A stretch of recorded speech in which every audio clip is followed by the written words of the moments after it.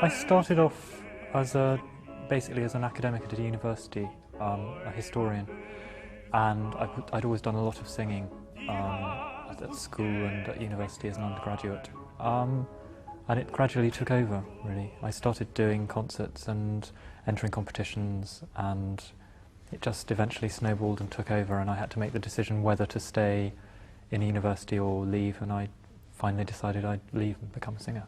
I went to a music school, specialist music school, because I was mad about piano and playing the piano and music, and my parents realised I was only going to be happy if I actually had enough time to do it. And while I was there, I went through a lot of the solo piano repertoire. It wasn't until I got to the Royal College of Music, right in my very first couple of weeks there, I started working with other first years, clarinetists, violinists, not singers, and I suddenly thought, this is what I want to do. I want to do chamber music. It didn't suit me temperamentally to do solo, to go on a stage by myself. I wanted to be on a stage with somebody else, and it was a revelation for me. And I mean, I never dreamt that I'd end up being able to be a leader singer, so it's sort of like a fantasy come true, really. Die Rose, die Lilie, die Taube, die Sonne, die liebt ich als alle in Liebeswonne. Ich lieb sie nicht mehr, ich liebe alleine, die Kleine, die Feine, die Reine, die eine. Sie selber alle Liebe Wonne, ist Rose und Lilie und Taube und Sonne. Ich liebe alleine, die Kleine, die Feine, die Reine, die eine, die eine. Ian and I first met because we were asked, both of us, to do a performance of On Wenlock Edge. I mean, I first met him actually performing on Wenlock Edge at Hookham Hall in Norfolk, in a great sort of grand marble hall. And though we knew of each other, Ian was in fact very new on the scene. He had been signed up by YCAT, but basically people hadn't really heard of this new tenor. The word was just getting around. We did that, and then he played the Schumann piano quintet with a group of string players, which was fantastic, and I knew straight away as soon as I heard him playing that what an incredibly passionate pianist he is, which I think is very important for the repertoire that we do. Well, Ian is a wonderful leader singer, and when I say that, it means that he has a real affinity with the words. The most important thing probably for the singer is to deliver the words. That's what tells you the story, and that and his face, the way he delivers the words, are what really communicates the emotion. There's a very special skill involved in the sort of organic relationship between the singer and the pianist. He's not doing it for any reason than that he really loves the repertoire, so that makes him very inspiring to work with. Des Hauses aufgestecktes Schild, so hätt nimmer suchen wollen, im Haus ein treues Frauenbild. The Winterreise film is directed by David Alden,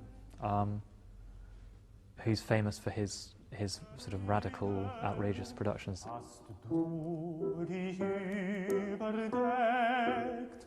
David Alden was given free rein to actually dramatise the emotion of the work and the meaning, the inner meaning of the work, in his very idiosyncratic and individual way. I mean, I was very worried about the idea of dramatising Winterreise, because I sort of felt it should be left alone and it was somehow sort of untouchable.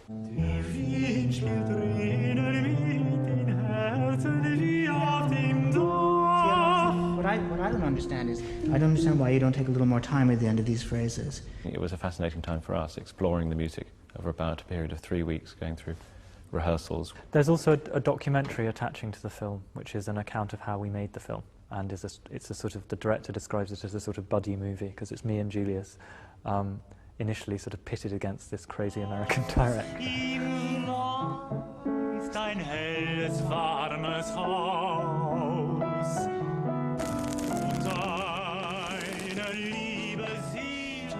There was a certain amount of tension and, I wouldn't say fighting, but a certain amount of disagreements about how things should go. David's got a very good sense of humour and is it sort of parodies himself in the film and will sort of say, could you make it a little bit more sort of crazy like this? And Julius is going, oh my God. It's doubly kind of sly and freaky and unheimlich and sort of, especially when you get to the nur nicht so laut. It was rather extraordinary performing at the Glyndebourne Gala because I suddenly found myself in the company of all these people that, I mean, like, you know, Thomas Hampson and Roberto Alagna, and I didn't suddenly become part of this starry setup was very exciting. But it was also, everyone was very supportive. It was a very comfortable experience. Franz Wesemus was a fantastically nurturing conductor. I'd sang the aria from the Magic Flute, which I'd sung in English at the International Opera, and this was my first opportunity to sing it in German in public. And he was wonderfully supple, and it's a sort of notoriously difficult aria in terms of pacing and breath, and he really was able to follow me in a wonderful way with very little rehearsal. Ich grolle nicht, und wenn das Herz auch bricht, ewig verlorenes Lied, ewig verlorenes Lied, ich grolle nicht, ich grolle nicht. Schumann's Dichterliebe is the first song cycle I ever performed. I sang it at school when I was 17, and so it means a lot to me from that point of view. And the Schumann repertoire on this record is all repertoire that I've been singing a lot over the, since before I was a singer. I mean, I did recitals at university, and these are things that I did then as well, and I've also performed them a lot with Julius. Es fällt kein Strahl in deines Herzens Nacht. Schumann I think he's an interesting writer for the voice, because I'm not sure to what degree he was, I'm not sure quite how to put this, but vocally aware. He obviously knew singers, he was close to instrumentalists, but I don't know if he had a very clear, not exactly understanding, because I'm sure he had an understanding, but I don't know if he was always thinking about how things would lie in the voice. There are songs like Ich grolle nicht, which are essentially baritone songs, but then have an extraordinary sort of extension upwards. I mean, the top A in Ich grolle nicht is only optional. It's not even particularly, it's become a tradition for people to sing it, and even baritones, it's something they have to do, but it's an isolated top A, so it's not as if they're having to sing up there all the time. Ich sah dich hier im Traume und sah die Nacht in eines Herzens Raume und sah dich lang, die dir am Herzen bricht. Ich sah, mein Lieb, wie sehr du elend bist. Ich grolle nicht, ich grolle nicht.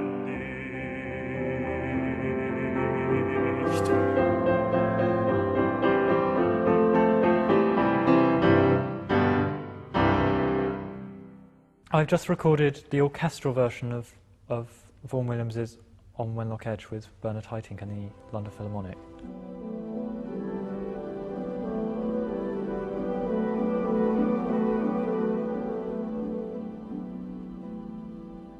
This is the first time I'd ever worked with Bernard Haitink, and it was really wonderful. He's obviously wonderfully musical, and it was also very easy. There was a very easy exchange of ideas, and we got through things very smoothly.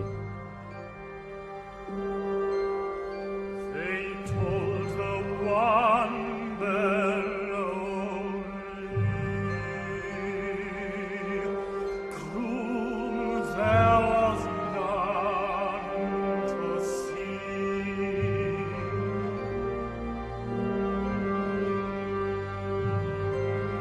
The mourners followed on.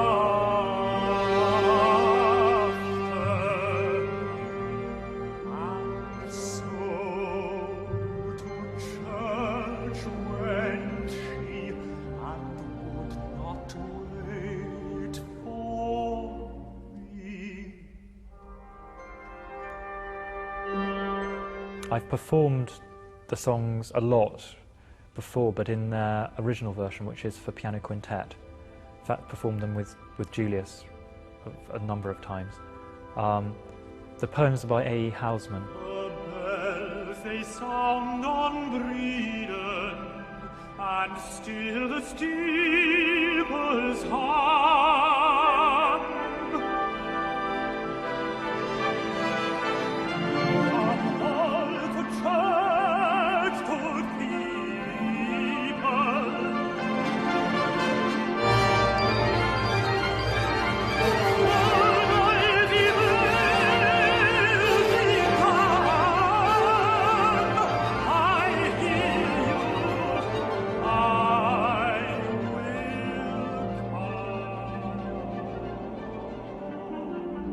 They're about loss and love, but they were very popular as poems in the First World War. People took copies of A Shropshire Lad into the trenches, and they're very poignant in that sense. And I think the orchestral version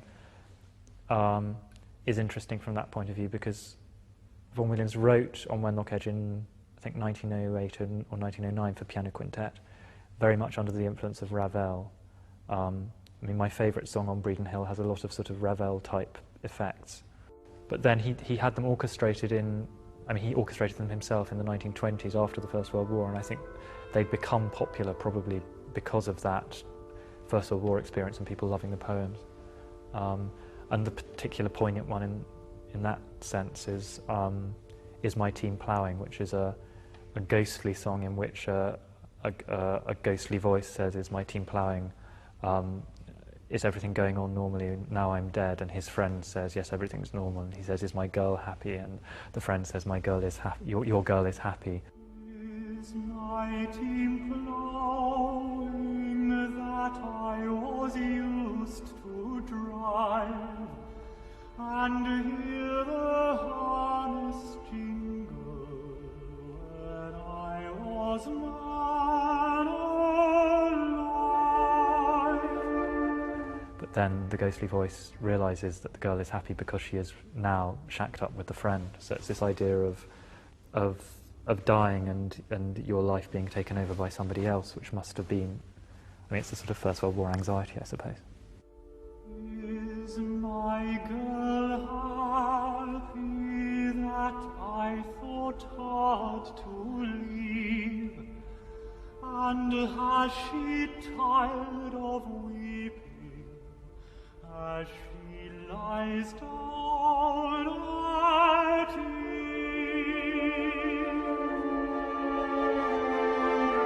Aye, she lies down, lies down to me.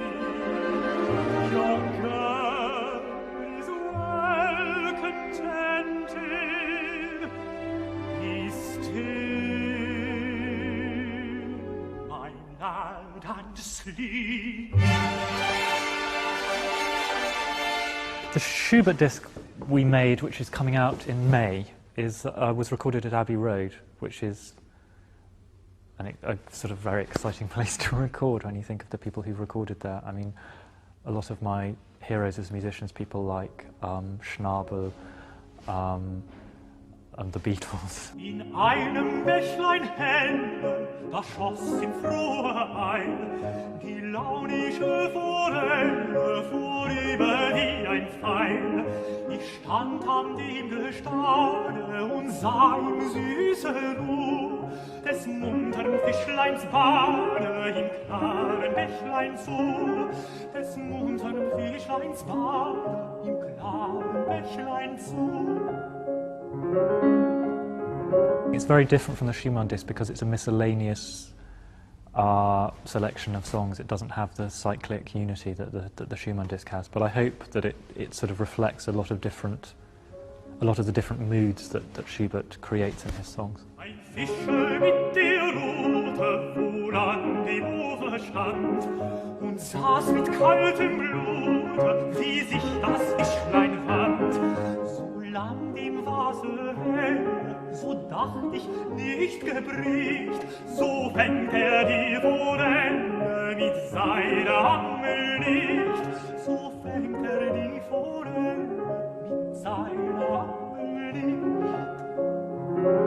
I studied history first of all and then got very interested in the history and philosophy of science, the history of science in the 17th century, and that in turn got me interested in witchcraft, because one of the things that these scientists thought proved the existence of spirits were all these relations of the operations of witches and the devil in the world. Then managed to get a fellowship back at Oxford to turn my thesis into a proper book and to expand its outlook slightly. The book is called Witchcraft and Its Transformations, 1650 to 1750. It's published by Oxford University Press, and it's really trying to look at why educated people stopped thinking it was reasonable to believe in witchcraft.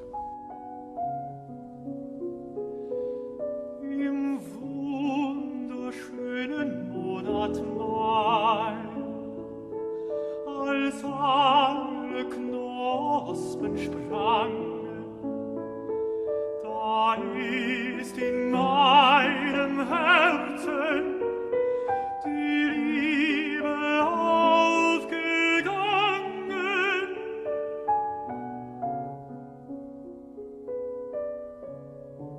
I'm going to be writing a book commissioned by Methuen about being a singer. It's going to be something like a singer's A to Z. So I'll have essays under letters of the alphabet, so that I can write, for example, an essay about Schubert, which I'm very interested in, from a sort of vaguely historical, cultural, academic perspective, but with stuff about the experience of singing it and performing it.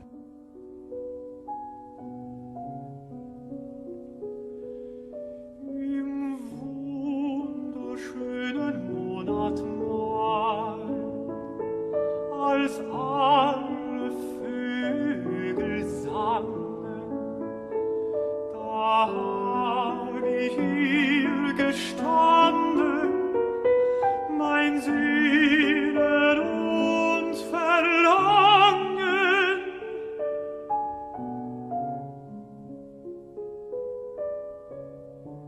In 1998, I'm going to Paris to sing with Julius, to give my first full recital in Paris at the Louvre Auditorium, singing some of the Schubert songs that are on the Schubert disc. I'm doing my first North American recital to singing in Berkeley, Vancouver, Vermont and New York. I've got a very exciting thing, a Winterreise in Munich, which is going to be my first Winterreise in a German-speaking country. We're going to continue recordings with the MI. We've got one planned, I think, in the autumn of '98, going to explore English song, a disc called On This Island, and it's looking very exciting. Ich sah dich ja im Traume und sah die Nacht in eines Herzens Raume und sah dich lang, die